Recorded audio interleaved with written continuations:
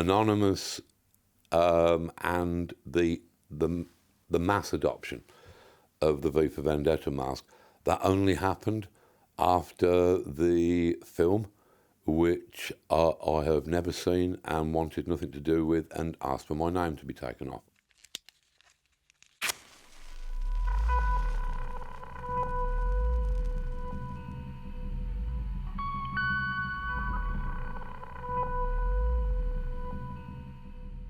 The first time that I saw any anonymous protesters, this was back in the day. This was when I believe they might still have been operating under the name of Chanology, which was set up in direct opposition to Scientology.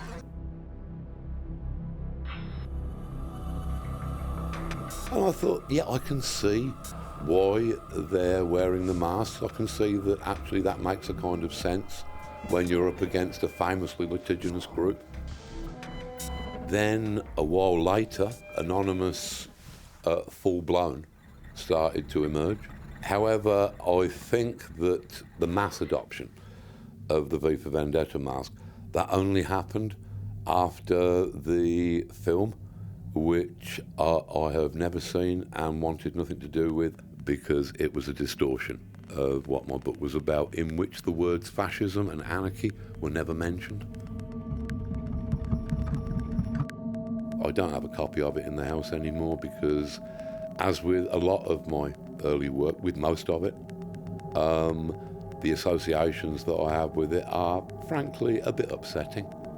It only speaks to me of kind of broken friendships and stolen property. With Anonymous, of course, you can't endorse a movement that is as diverse as that. I am in general agreement with an awful lot of the things that they've done.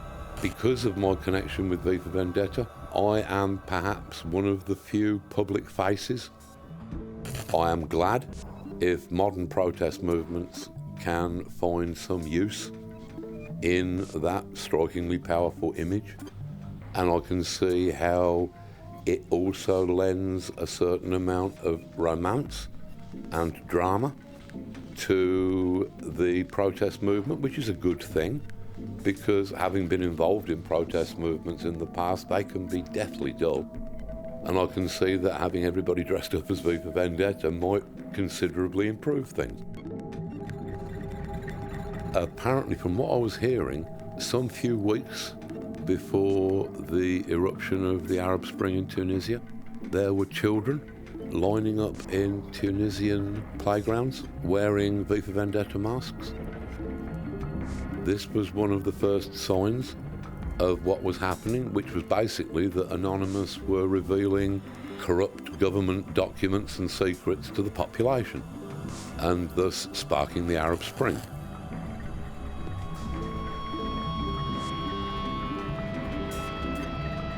I wish the protest movements who are using it the best in accomplishing what they set out to, for the protest that we obviously need at the moment. I would like to point out that since I said that I didn't want any of the merchandise money from that wretched film, all of those masks, all of the official V for Vendetta masks, all of that money, that just goes to a massive corporation.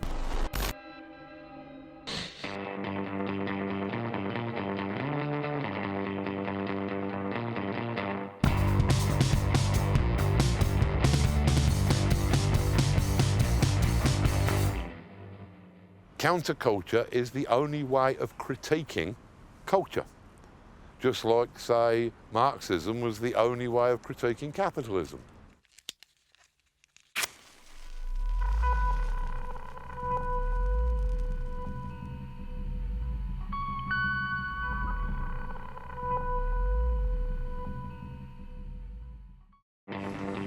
From the end of the Second World War up to around about, 1990, we could depend upon a new counterculture, a renewed counterculture, every 2 or 3 years. the counterculture of the mid-60s, say. Within a couple of years, we had glam, which brought a whole different kind of culture with it. And of course, a few years after that, we had punk with this tremendous explosion of energy. Those movements carried on reliably every 2 or 3 years, like buses. And then in 1995, we got, instead of a counterculture, we got Britpop, which was not a genuine cultural movement. It was a revival of British indie guitar band riffs of the 60s and 70s. When we'd got the emergence of the internet, when people were starting to understand how that would change society, then I think we suddenly realised, oh, we have arrived. This is the future. And it wasn't the future that we were expecting, and we didn't understand it. So I think that culturally, we decided to march upon the spot. We decided to just reiterate and repeat the culture that we were familiar with from the 20th century. And we have not had a counterculture since. In fact, it could be argued we haven't had any real culture at all since that point. We need counterculture in order for our regular culture not to stagnate and die.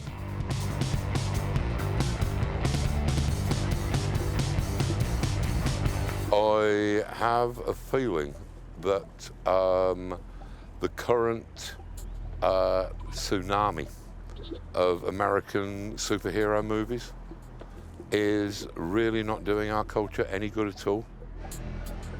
And I would only note that 2016, the year in which Britain voted for Brexit and in which America elected what appears to be a gigantic Nazi Satsuma, 6 of the 12 biggest grossing films were superhero movies.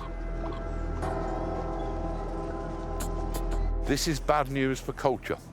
If we've got this infantilization, if we've got this refusal to grow up, a refusal to take responsibility for the adult world in which we all find ourselves taking part, and yes, this is a very complex world and it is scary, and none of us wants to admit that we are now the generation that is in charge of it. So we retreat to these fantasies of empowerment, which I previously had a distaste for after my childhood love, but now I have a kind of toxic aversion to, because I really think that they are damaging culture. I think that they are damaging the human imagination, and I think that at the end of the day, they could fairly be described as white supremacist dreams of the master race.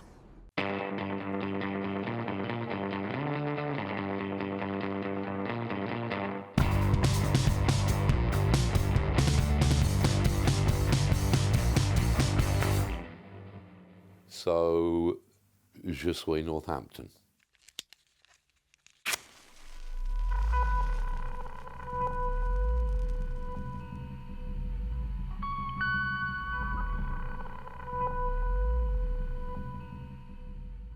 I have always felt very strongly connected to the landscape that I emerged from.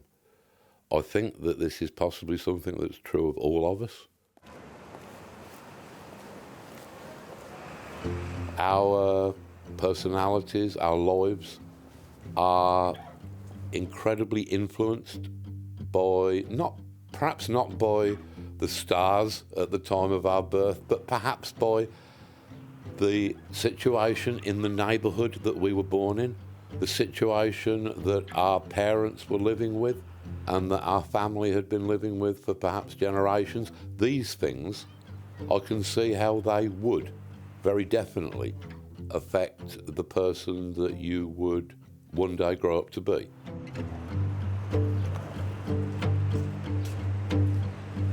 When I left town for a weekend a couple of years ago, they had a tornado. So this is why I stay here, because without me, the town is liable to just go to pieces. So it's a great responsibility, but it's one that I am quite happy to shoulder.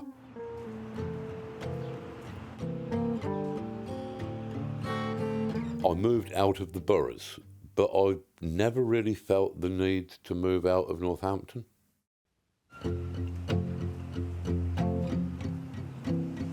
Because everything that I need and everything that I want in terms of energy, in terms of inspiration, I have always felt that I could probably find it here. If you travel widely around the world, then I think you get to understand the world in a horizontal sense, in that you are aware of the present and you are aware of how it manifests in different places around the world. If you stay in one place, you get a much more four-dimensional conception of the place that you're living in. You see all of these people not in a single slice of time, but you see them with a sense of depth in their narratives.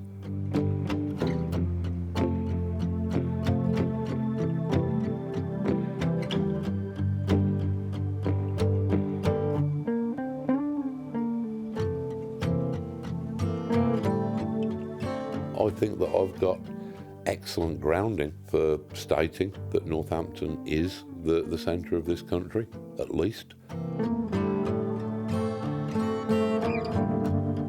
God also thinks that Northampton is the centre of the country, and I was hearing that Adolf Hitler's invasion plan for England, apparently it concluded with the capture of Northampton.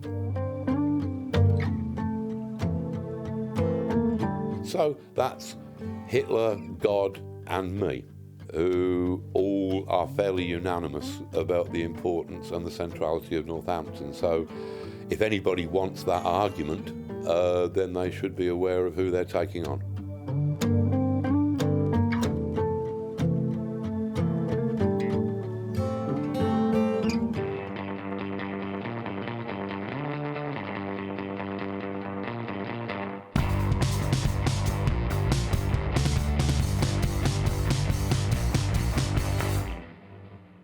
I hated Margaret Thatcher.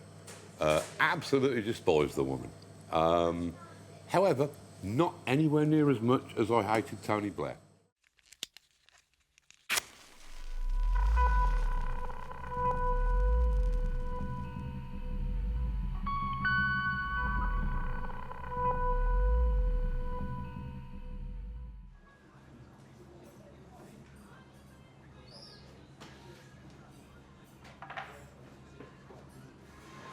Thank you very much, that's lovely. Thank you. Margaret Thatcher completely transformed this country with her banal middle-class vision, and she told everybody that, oh yeah, you can buy your own houses, you can get on the property ladder, you can be middle class like us. And a load of people, they tried to buy their own houses, and a lot of them ended up sleeping in shop doorways, or they were tempted up onto the lower rungs of the middle class. And that effectively ended any kind of opposition to Margaret Thatcher. But at least she did what she said on the tin. She was a right-wing warlord. She did exactly what you should always expect these people to do. Tony Blair, on the other hand, he was attached to a party that had been the only hope of the working classes. He was supposed to be a socialist. He didn't want that anymore. He wanted the Labour Party to be a different version of the Tory Party. And from that point on, there seems to have been an acceptance across the country that, well, only right-wing policies ever work, that left-wing policies, they're all crazy. It was the left-wing policies that gave us a national health service after the war. It was the left-wing policies that gave us an education system so that kids like me and other kids in the working class at least had a stab at entering the world in an informed state. But all of that was rolled back under Margaret Thatcher and continues to be rolled back today by this new breed of inept, posturing politician. We've moved the bar down so low that I don't really see how it's possible to crawl under it anymore.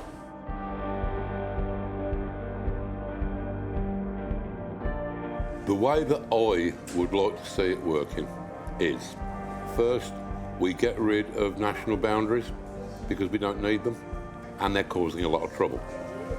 Instead, we have the means now to think in terms of local communities where they know what their problems are, they know how to fix them. Rather than have some sort of centralised government, I think that a much, much better solution would be to have communities all over the world that existed independently and yet were connected in the way that things can be connected in the modern day. You know, I could see that would do an awful lot to prevent some of the international conflicts that we have. Because most people are not concerned about national identity. They're concerned about their own identity and the identity of the people that they love.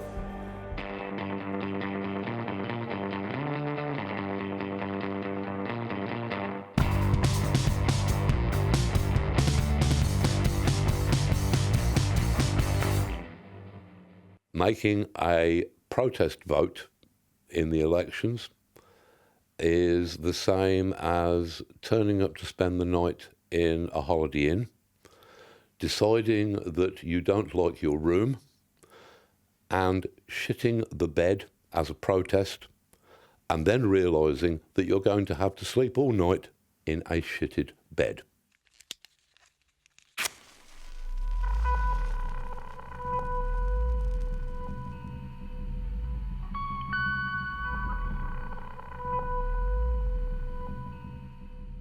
In July 2016, slightly more than half of the population, after being whipped up to a frenzy by a campaign of ridiculous disinformation, voted to leave the European Union. I am not so sure that the disaffected working classes are entirely to blame for this. Yes, I know a lot of them, they did vote for leave.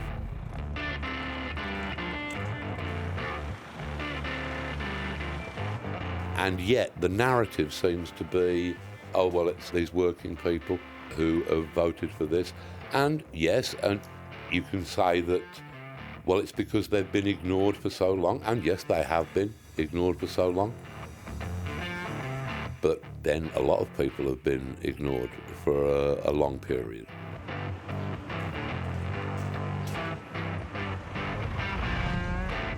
I tended to find that there were certainly as many middle-class voters who voted for leave. And I think that most of them, it was a protest vote. I know an awful lot of people who were suffering from buyer's remorse the morning after. I was heartened by the story of a businessman who'd given, I think, £1 million to the Leave campaign. And of course, on the morning of the 24th, the pound had crashed disastrously against the dollar, and he had had something like 49 million wiped off of the value of his company. During the Brexit campaign and immediately afterwards, I found out that a couple of very dear and very trusted friends of mine had voted to leave.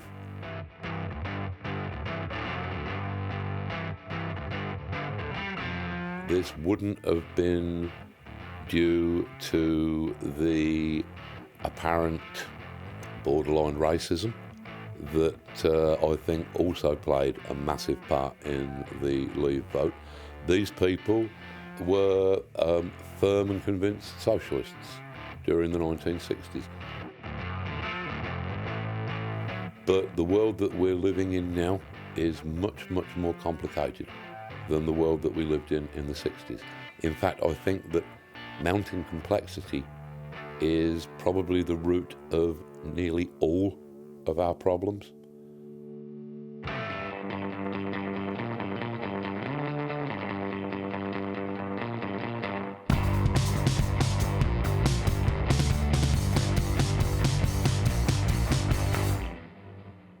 Technology accelerates everything.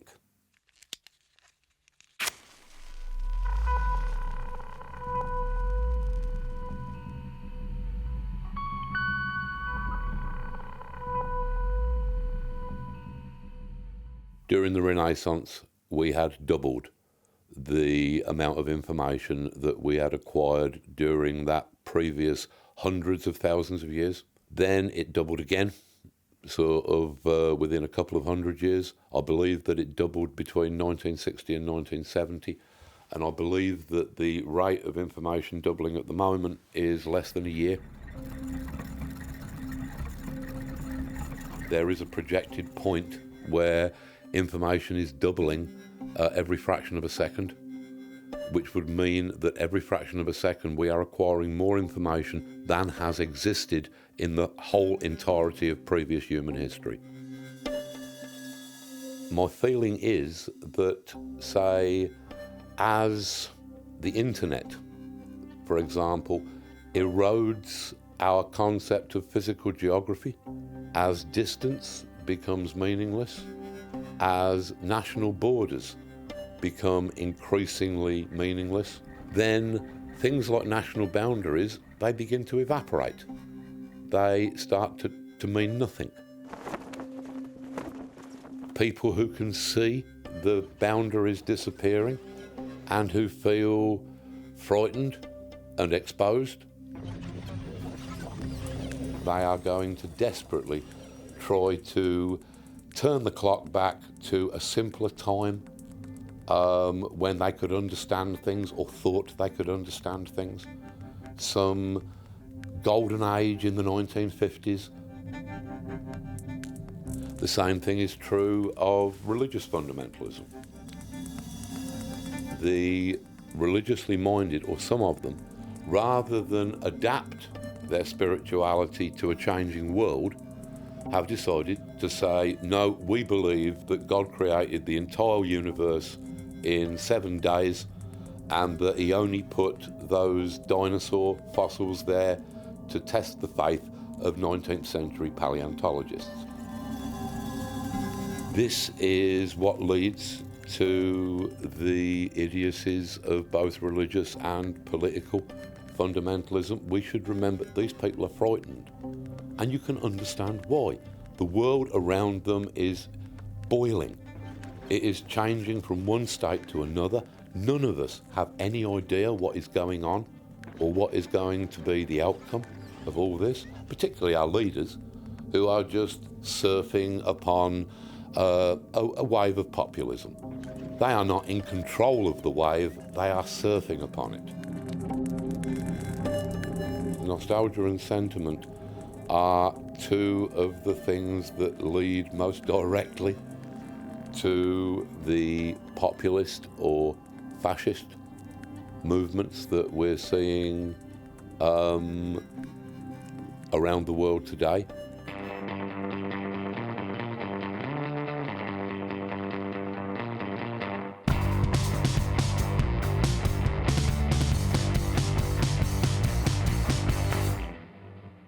We seem to have lost that respect for the past and the people that were necessary for us to exist.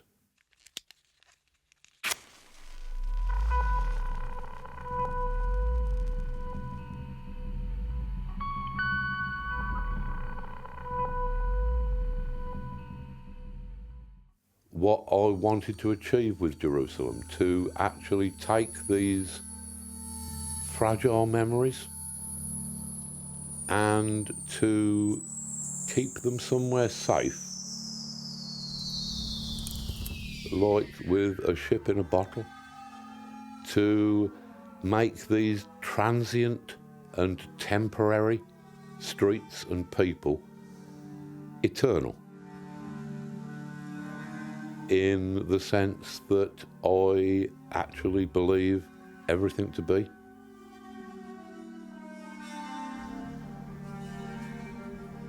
We had, back in the day, all sorts of celebrities, visiting angels, Oliver Cromwell. One of the ones that caught my eye was the young Charlie Chaplin, who had appeared at Vint's Palace of Varieties at the bottom of Gold Street around about 1910. I found out about the incredible cast of characters who had passed through the St Andrew's Hospital, which most famously, I suppose, there was John Clare, possibly the most wonderful poet in the English language. He was there, as was the misogynist poet J.K. Stephen, and later a Jack the Ripper suspect, who was reputedly the lover of the Duke of Clarence. Violet Gibson, she was famous for having shot Mussolini up the nose. Lucia Joyce, James Joyce's daughter, she was somebody who particularly caught my eye. She was certainly perhaps the only true heir to James Joyce's talent. She was placed in the hands of a whole succession of various experts and doctors, including at one point, rather unhelpfully, Carl Jung, who seemed to be treating Lucia as if she were a book of her father's, and she had ended up in St Andrew's Hospital all the time while I was there at school, next door. I believe that she was visited there by Samuel Beckett. He'd heard of all of these fabulous Gothic churches that Northampton has, so he decided he was going to go out and visit them all. So he would certainly have gone to the Church of the Holy Sepulchre. He would have visited All Saints. He would have visited St Peter's Church. We've got Shakespeare's granddaughter buried up at Avington Park. And there is even a highly speculative Shakespeare first folio for a lost play that is also said to be buried in the park somewhere, along with an Egyptian mummy and a Second World War tank. And I like to imagine that on the day of apocalypse, that the huge mound that is in Abington Park will break open, and this Second World War tank will roll out with the mummy standing upright in it and reading from this lost play of Shakespeare's. I hope I'm around to see that.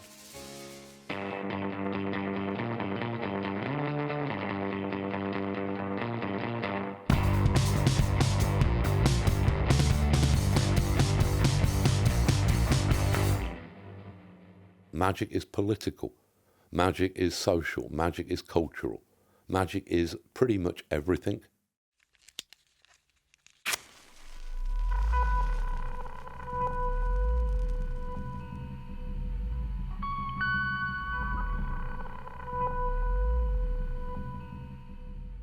We would have to go back to around about 1993 at my 40th birthday party, when I'd had a little bit to drink, I have to confess. And at the end of the evening, I suddenly announced that I was going to henceforth become a magician. And then, of course, the next morning when you wake up, you think, oh my God, I'm going to have to actually do that now, or else I'm going to look stupid. And if I do it, I'm probably going to look stupid.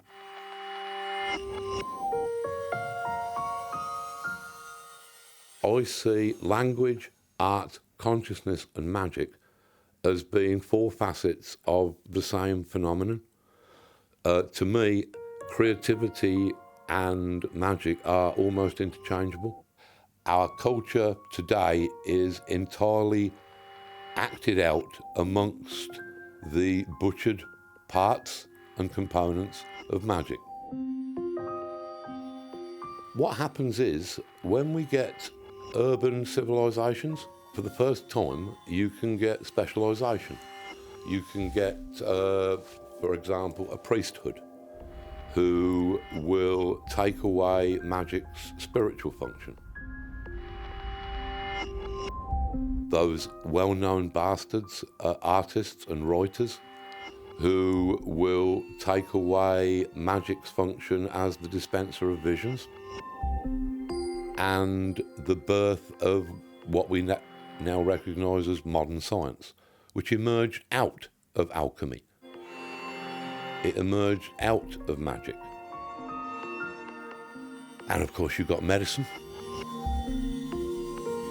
but it still had the inner world, the world of the interior, the world of the mind. That was still magic's territory. Until 1910, when Sigmund Freud came along and removed that last vestige of what magic was all about, leaving only the empty theatrics. Yes, we have dismembered magic. But this is actually just part of a central magical formula. This is the alchemical formula of solve et coagula. Solve means it's basically analysis. It means breaking a thing down to its smallest component. The second part of the formula, coagula, is synthesis. It is placing those parts back together in a hopefully improved form, or at least a better understood form. And it seems to me that that is perhaps what needs to happen with magic, and hence with culture and society in the present day. We should be seeing this coherence starting to emerge from out of the complete state of dissolution that society seems to be in at the moment. With the activism and the protest and the organisation that is arising in opposition to figures like Donald Trump, that we can perhaps see, optimistically, we can perhaps see the beginnings of that kind of coherence, that kind of process. That to me is what magic is about. It is everything in our world.